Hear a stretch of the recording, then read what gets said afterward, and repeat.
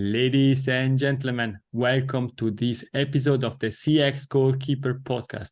I'm super thrilled because I'm going to discuss today with Qaalfa Dibeehi.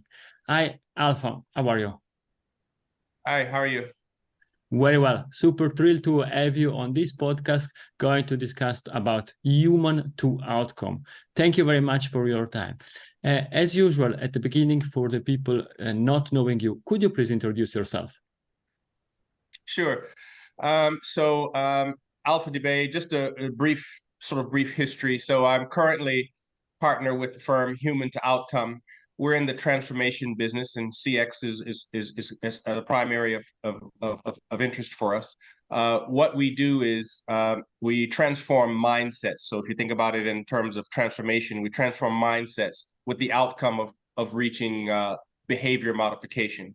My experience to get there is through the world of customer experience. So I've been in this space for 25 plus years, and previously ran a leadership institute at a large company based out of the Middle East called modification.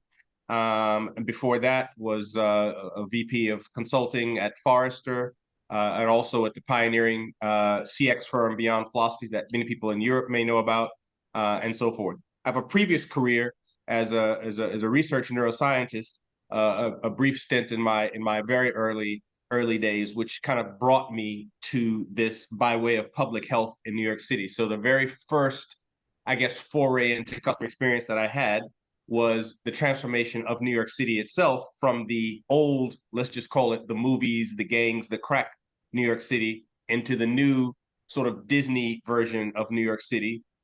We didn't call it customer experience at the time, but all the things that we were working on was now what we would call customer or citizen experience. And so that kind of got me into this space. And from there, it just blossomed and moved from New York City to Europe, and from Europe to here. And now I'm based out of Dubai.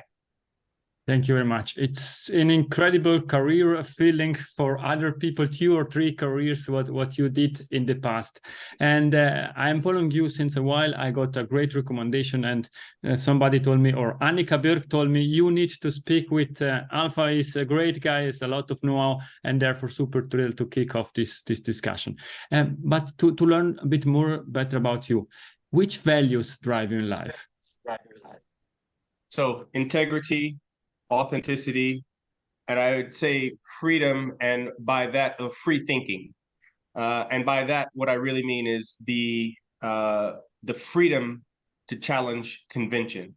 And while that's easier said than done, I think it's risky. It's much easier to go with the grain.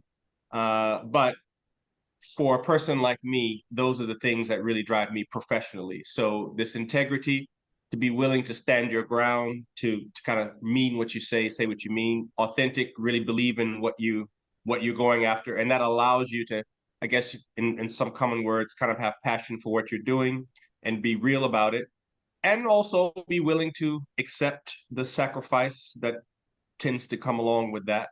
And all of that allows you to be a free thinker, which then allows you to challenge the status quo. And I think in a space like customer experience, which is a relatively new discipline, business discipline, we're still figuring it out. It's not like it's all been worked out. You need to be able to challenge the status quo. Thank you very much. And I think you need to often challenge the status quo if you are transforming mindset to modify behaviors. And perhaps also with this vision, with this view, what are the main topics you are working on with your company? So we do a number of things. As I said, my specialty is really right now, I would call it CX leadership in terms of CX. So leadership is really the main thing. What I find is CX is going through possibly a crisis right now, in the same way that CRM went through a crisis in the late 90s, early 2000s, where CX kind of came to the fore. And that is, we kind of understand the general notion of CX, but technology is moving at such a pace, and it's allowing us to do things we could only imagine, a few months, a few years, or a couple of months ago or last year. And so in many instances, the technology is overtaking the notion of what we actually mean by CX. So One of the things that we're working on is leadership in a general broad sense. But of course, what we think is necessary, what I think is necessary in all leadership is to have a CX perspective. So I don't have to call it CX, I just call it leadership, but that's one of the things. The other thing that's a major focus for us is sustainability. And by that, I mean the broader concept of sustainability. Sustainability is we need to be here to be able to do business. Loyalty is a concept in CX. Customers need to be here. Businesses need to innovate on behalf of customers, and customers need to be around, and business needs to be around. And if we talk about that kind of longevity, sustainability is, of course, at the core of it. Even if in some instances, customers are not necessarily asking for sustainability type things, but it has to be there in order for things to progress. And so we're working on a concept which we call sustainability experience. And it's not about the policies of climate change and carbon footprints. That stuff is required, but that's not what we're talking about. At the core of what we're talking about, as we say in human to outcome, mindset shift, at the core of all sustainability is that ultimately people's attitudes and behaviors will have to change at the core, regardless. Technology will not save us. What will save us is our attitudes change. Technology enables a lot of that to happen. And so those are two of the things that with leadership and the idea of sustainability or sustainability experience is really key for us right now. I think now it's quite clear which are the next two questions I'm going to ask you. You're speaking about sustainability experience, and you're also speaking about ethical sustainability in your articles. What does it mean to you, and how are you applying in your job? Yeah, so when we first started, it was like the lessons of CX really can apply to sustainability. If you talk to a lot of businesses, the words are there. Customers do the right thing by customers' DNA in our business. And it sounded to us like a lot of talk. And in sustainability, there's greenwashing. There's a lot of talk. And also, if you ask most people about most large businesses, even if those businesses are doing some wonderful things in CX, wonderful initiatives, wonderful projects, the average customer doesn't necessarily recognize that business is having a wonderful, inspiring experience overall. Likewise, in sustainability, they probably have some great projects and things that they are doing, but most people don't probably recognize most companies as being, these beacons of sustainability in the general sense. So first we thought there's some lessons there that we can apply from CX to sustainability. The second thing is that sustainability itself is an experience. That was kind of our key thing. Sustainability itself is an experience. And if you believe that at the core, people's behavior has to change, just like in customer experience, we want some kind of behavior to change, then we need to think of that in experiential terms. There's the functional side of it, and then there's this emotional side of sustainability. And what we see lacking is that companies are not really addressing this either with their employees, so their employees not really caring enough. There's a few diehards, and things are changing as we get along. But in order to get to that, we thought we can apply the principles of customer experience to sustainability as an experience, not just as a carbon footprint, as I was saying earlier, but as an experience. And there are many applications from CX that we can apply. I was challenged recently on LinkedIn, actually, and I said, sustainability is a CX issue. And someone said, well, you got it partially right. CX is a part of sustainability, but I wouldn't necessarily say sustainability fits under CX. And I kind of get what they're saying from a departmental directive point of view, and I get it. But from my point of view, since CX is an all-encompassing kind of concept that we in CX world kind of know, sustainability, for all the real reasons of longevity, being in business for the long haul, doing the right things for customers, and innovating on behalf of customers, as Jeff Bezos famously said, then I think the concept of sustainability is a CX concept. I like what you're saying, and I think there is a lot of discussion. Everybody in a company is doing CX. Do we need a department? Do we need a team? And so on. From my point of view, it's really important that we all care about that. customer experience is caring about people, caring about the well-being of people. And we are going to touch this topic, well-being, also together with you. And therefore, I think it's important that a company is working on that.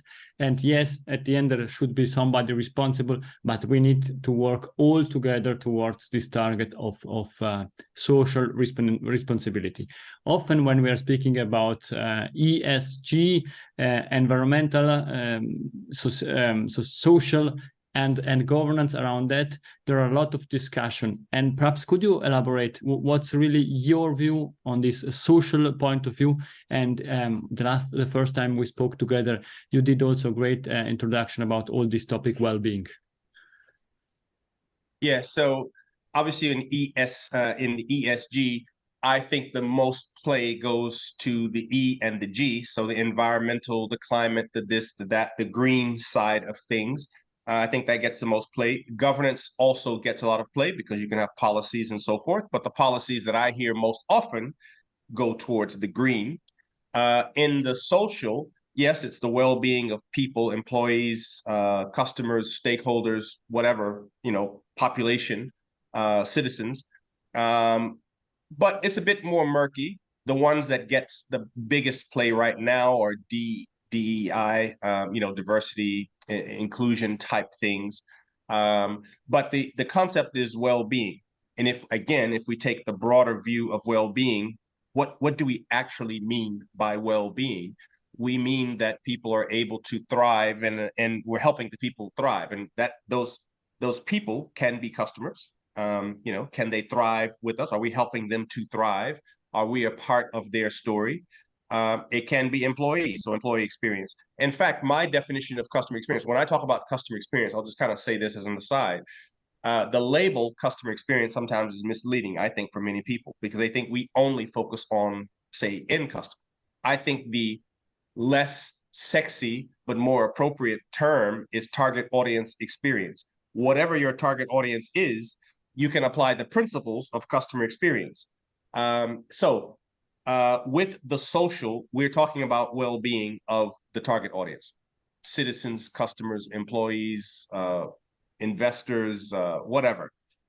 With that, we now have a number of things to take into consideration. And typically in the ESG sustainability world, we really are concerned with negative externalities. So the business or society, we do things that has negative impacts on people who are not there to speak so strongly. So that could be future generations, that could be minority groups, that could be people who are lower in the chain, all of those things. And so when we talk about that well-being, we're talking, or employees versus senior, executive management. So in any of those groups that are basically less powerful, in a way, sustainability says we can't just have these externalities, negatively impact those groups at will, because that's not sustainable. And that's really the point. So as we broaden that scope and apply the principles of CX, which says, let's look at things from an outside in perspective, now we can look at that, and it means include those people who are not as powerful at this present time, and make sure that the interests are spread or balanced enough so that things can be maintained or sustained over a period of time. And so part of that means the attitude, the mindset means that we should take those voices, those points of view, those perspectives into consideration. And if we do that realistically with the balance, we're not going to always, they're not going to always win, but they have to win sometimes. And that's really the overarching point of view that we have. Thank you for sharing that, and that, I think it's extremely important. At the end, it's caring about people. And then the first part of your explanation, you were also speaking about leadership. Could you please elaborate on that also from your point of view, and how you are applying that and using that for your customers, or target audience? No, fine. So I think yes. So the question, bottom up, top down, which way works? We believe that things can happen bottom up. If you look at in sustainability, if you look at Greta Thunberg, for example, as a prime example of where something kind of starts from the bottom, has a groundswell and is taking up. Even if you look at some of the world issues today, there are certain groups, governments, which are at the top, and there are other groups at the bottom, and you can kind of see a groundswell happening. Even though governments are not going for it, you see this groundswell happening. So that can happen. By and large, though, in the world of business, we know that you need people with power to kind of buy into things. And so the leadership thing, and by the way, leadership doesn't just mean authority. We know that, but typically we want people with authority to actually be leaders. And in CX, this is particularly important because oftentimes CX, we now have people who are in positions of authority in CX. We can question how much power they have in many instances, but they are in some level of power in an organization. So what we're focused on are having those people who have, I guess, a bigger stick. They carry a little bit bigger stake in an organization to be able to have the perspectives which drive, again, sustainability, competitive advantage, all the things that we generally talk about. And for practitioners of CX, we know that that means it's required to have this outside in point of view in order to do that in a real and true sense. And so what human to outcome is about, this transforming, mindsets to modify behaviors. The real point is if we can get leaders to actually transform their mindsets and have this perspective in a real sense, then we can move forward. And we apply some innovative ways to get there. And that's what's required of leaders. Basically, leadership is about getting other people to do stuff for you to achieve some outcome. That's leadership. Management is something else. Leadership is getting other people to do things that you would like, and get them to happily and willingly do those things. And by the way, leadership in CX would mean getting customers to happily and willingly stay with you, sacrifice to interact with you. That's what we want. I mean, the holy grail of CX is this sacrifice. We want customers to pay a slightly higher price for the same thing. We want them to stick with us when the competition is quicker to market with some product. We want them to sacrifice and stay with us when we've made a mistake, and so on and so forth. And that's the payoff of CX. That is, in fact, the payoff. Leaders need to understand that. In order to understand that, they have to have this outside-in point of view. So we help leaders to achieve that, to drive the business forward. Thank you. You are speaking about innovative methods to transform this mindset. Is there an example from a project initiative that you did in the past, or you are doing, or you are working now on, that you can share with the audience to make it a bit more tangible? Well, I think one of the things I would say is this. When you talk about CX, most of the time, I would say there's a various types of CX, let's call it. And just to make it simple, I'm going to call one type project CX. Project CX is bells and whistles versions of CX. So again, I mentioned earlier, if you look at most or many large companies, there are things that they're doing that are innovative, that are wonderful, that they can win awards for, and it's fantastic. Those things by themselves doesn't leave a customer or someone thinking that that company delivers this kind of experience on a consistent basis. So one of the things I take on board is there's what I would call cultural CX. And for me, the most innovative, the things that have the most impact are things which involve cultural, or, let's call it leadership transformation. So one thing that I've worked on is projects which sound less like, so they don't have CX in the title, they sound like development. They sound like coaching. So for me, the more innovative programs are around coaching, where CX is a foundation, but it's not CX coaching, it's leadership coaching. And so a program that sounds like that is innovative.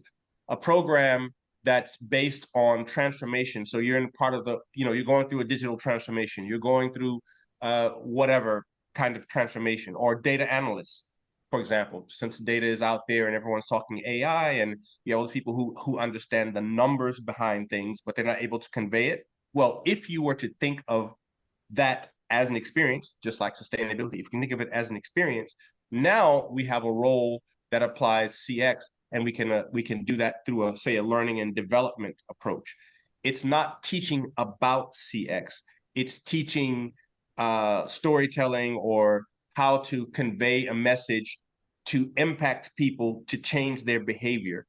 And that behavior now has CX embedded. So for me, what I find the most innovative and the projects that I've worked on and are working on, and frankly, where human to outcome comes from, is to say that what we actually want is to embed CX as a foundation of things that the business sort of recognizes today, as opposed to we have the CX function, which is okay. There's nothing wrong with that. We have the CX function, and they will do the CX project and journey mapping and create some personas that the rest of the business won't use.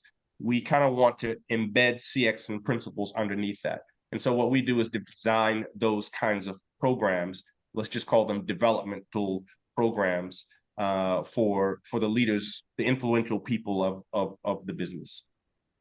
Thank you. And it's quite clear then using these methods, you're transforming the mindset.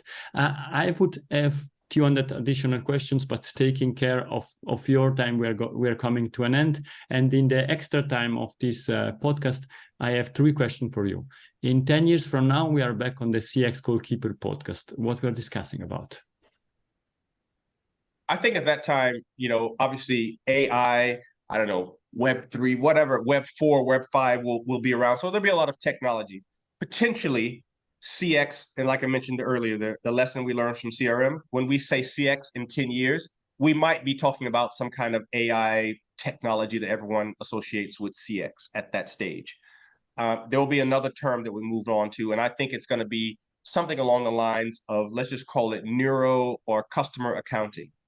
That will be the new thing. At that time, I believe that we will have the ability to have, let's call it neural debits and credits. So literally, we will be able to scan on the fly what's happening, and we'll know that customer, we've lost, 30% loyalty with this customer because of some neural equivalent of that. So we're going to get to that, nanotechnology, Internet of Things, AI, big data, all that stuff happening all at the point of time in the moment will be there. While that is happening, we will, I think, need people who understand and put at the fore that the stuff is important. And we still will have this mindset thing that's going on. And I think the skill level that we're talking about in 10 years is a different type of skill set. So the soft skills that are today still soft will be the things that actually drives value. But I believe it's something around this customer neuro accounting, something or other like that's what we're headed towards. And that will drive things in a very different space in terms of business. And I'm very much looking forward to discuss that with you. What's the best way to contact you? So I can be reached by my email, which is it's Alpha, Qaalfa, at human to outcome, and that's HUMAN, the number 2, outcome. So human2 outcome.com, alpha at human to outcome.com.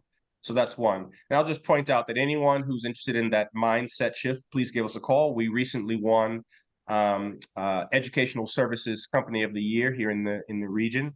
So it's a huge award for us. And we're looking forward to working with anyone who's working on that or CX issues. Thank you very much. And I suggest to the audience to watch also in the show notes, because you will have all the links related to what Alpha shared now. You have the email address, the LinkedIn connection also to Alpha.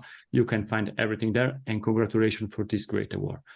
We are now coming to the last question. Is Alpha golden nugget? It's something that we discussed or something new to leave to the audience? Yeah, I think it's kind of what we've been saying before. One, sustainability is crucial. Sacrificial loyalty is the name of the game. Aim for, if you're talking about metrics, sacrificial loyalty. What experience can I provide that the recipient, the target, the customer, the employee would be happy and willing to sacrifice to continue this relationship? if you can think of it in those terms, you'll know you have to add more. This is not about taking away. You have to add something. You have to give something in order to exchange that relation. Sacrificial loyalty is the holy grail of customer experience. It's the holy grail of sustainability. And if we can move towards that, we'll have success. And I conclude saying thank you very much for your time. It was a great pleasure to have you on the CX Goalkeeper podcast. Please stay with me. To the audience, it's everything. We love feedback. Please let us know what you think about this episode. If you have any questions, contact me or contact Qaalfa. It was a great discussion. Thank you very much, and bye-bye. Thank you. If you enjoyed this episode, please share the word of mouth. Subscribe it, share it. Until the next episode, please don't forget, we are not in a B2B or B2C business, we are in a human-to-human environment. Thank you!